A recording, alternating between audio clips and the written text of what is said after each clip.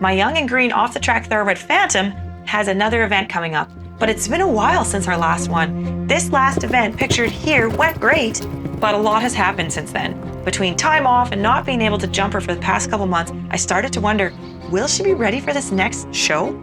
In this video, I'll walk you through exactly what I did in the 2 weeks leading up to the event to help Phantom rebuild her confidence and set us both up for success.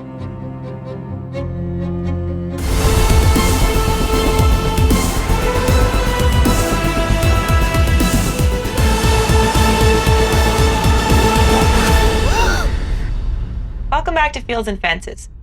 Today is the first day of returning to jumping and preparing for the clinic and show we have coming up in 2 weeks. To catch you up, Phantom has not been jumping for about 2 months now. I did a great clinic with her, and then I wanted to leave her on that high note and go back to the basics of building confidence outside, rideability, improving our canter and our transitions. And then she also had some weeks off of riding in between because we ended up doing some SI injections to help us with the rehab process. My choice is to start with a simple one stride to one stride combination, which you can see us trotting through here in the warm-up. I'm ending with a little log as it is going to be a cross-country event we're going to, so I want to make sure we're putting in some solid fences for her confidence. But the main thing is footwork and technique. That's where I identify her weakness as. I believe a lot of horses' confidence actually comes from their ability and understanding to go, hey, I can interpret the fence that's in front of me and understand how I'm supposed to navigate it. So we're starting with footwork. Now that she's gone through at the trot, it's time to raise up the second element. And you can see she doesn't even really jump them, which is great. I don't actually want her to go flying through this. The goal is to make this seem really easy work and for me to kind of get out of her way and let her think through it on her own, hit the rails, knock stuff down, and learn without me micromanaging. So here, now that I've got 3 elements up, she just hit the first one, knocked it down. No big deal. That's okay. That is actually the point of this, and that's why they knock down. There, now we've hit the second one, is because we have to figure out the footwork, and in order to help our horses be confident, these things can't be a big deal. Whatever, you knock it down, it's all good. Back on we give it a go. And I just do my best to be in a steady, ready position and out of her way. Now you can see she's starting to understand. We're going through in a better way. And so I'm just gonna leave it there. Day 1 jumping, good enough. And I end on a nice little trot out in the field. Second day of jumping, I chose to do a grid with 4 trot poles to a bounce, bounce, bounce, and a one stride. This is also building to that confidence piece. When you're showing, they're often alone. So go out for a trot at the end of your ride, make that the rest and the easy part of their day. Building confidence through our footwork. First time through, she knocked down the first bounce, which was set as a small vertical. I've done this enough to not be scared of mistakes. They learn from them, and the better we set them up to learn in like a safe and low pressure environment, the quicker they learn. Drop a comment, let me know how you prep for your show. And don't forget to like and subscribe. So here we go, we've got 3 bounces up. You can see she's still hesitant and like taking a real good look at each one as we progress through, but that's okay, because look at, that time was better. Now we're progressing to having the vertical up at the end of the line. She takes a real good look. So you can see where a little bit of lacking confidence is also coming to play here. Now this time she knocks that first vertical with her front feet and then kind of gets scrambly throughout. And I'd say a horse catches a front foot like that in a line, often because they're so busy focused at the last jump, right? Because that was the newest one. And so she just wasn't paying attention to what was in front of her. Again, that is part of the learning journey. The horse learns from hitting the poles and making mistakes. Natural consequences are the best teacher. This time she hit that first pole with her back legs. So we're making progress in a way. Remembering not to change an element in a gymnastic line like this until your horse is super rock solid. And she was great with the bounces, but then we add that last vertical and the whole thing becomes different once again. But look at how now we're starting to get through it more consistently. Hey, that's looking a lot better. Today, that's where we're gonna end it. It's clear that she has figured some things out, and let's finish before she's tired and sick of the exercise.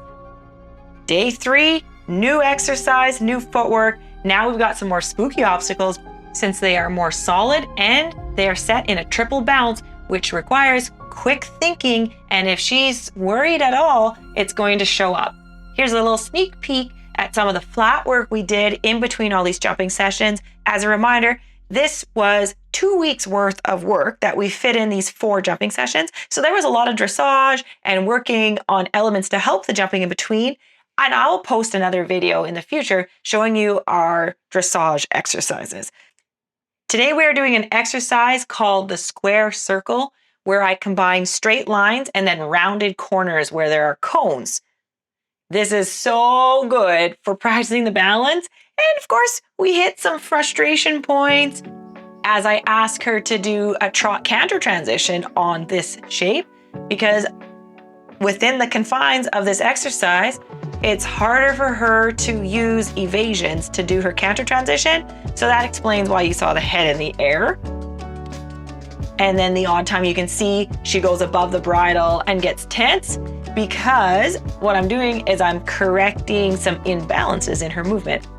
By no means is this canter an advanced canter. It's a very elementary on the forehand, inconsistent canter, and that's exactly where we should be with the stage in the game of our training.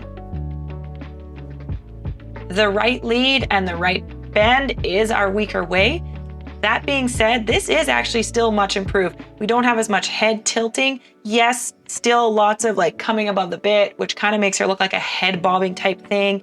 And then sometimes we have a loss of balance left to right. Here I'm asking her to canter so you can see kind of the rush, the head goes up, but she's starting to get the lead reliably. When I say right lead, she is able to say, oh, I think I know which one that is.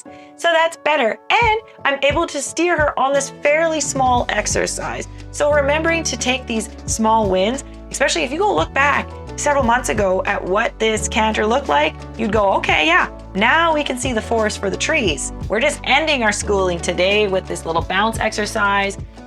Okay, how much better is that? When you think of the last 2 jumping sessions we had, she was pretty scrambly her first time through these exercises, and look at how easily she went through. So you can see how this program is starting to create confidence and understanding in her. That's pretty good for a green horse. This time here you can see me get left behind because I'm taking the safe route and she does some pretty big jumps. And we got the correct lead. I would rather be left behind than get ahead of a horse and cause them to stop. This time I'm a little more with her over the jumps as I'm pretty confident she's gonna go now. Yeah! Okay, that was good. My horse has auto brakes. I just have to yell, good job! And she's like, okay, that means stop. Thank you, you did so good. Jumping into the 4th day, this is the day we're going to jump a course and see if the last sessions have paid off. So here's a quick view of my warm-up. I'm doing a backing as part of the rehab because you'll notice when she backs, she's really sticky with the left front. That one does not want to go backwards. It's moving a little more fluidly now in comparison to the previous clip, and it's time to get on. Quick walk, talk, canter warm-up. I actually used the square circle exercise without the cones and the poles. You can see the gist of it though. And notice how she went from hollow and head up to starting to drop the neck and be in a better position rather quickly. I'm not gonna overdo the warm-up. I let her go take a look at the jumps. I'm starting at about 2 feet with the plan to bump up to about 2'6" at the end of the session. Our first jump, a little under pace, so I put my leg on, I get real quiet. Notice how she locked onto that jump right away. That is so exciting to see the confidence to her first jump. Again here, I start to get quiet about here. Yes, and then the pivot loses me. So now cutting to the second round, you can see us coming in with a little more pace, see her lock on. Really, really well done.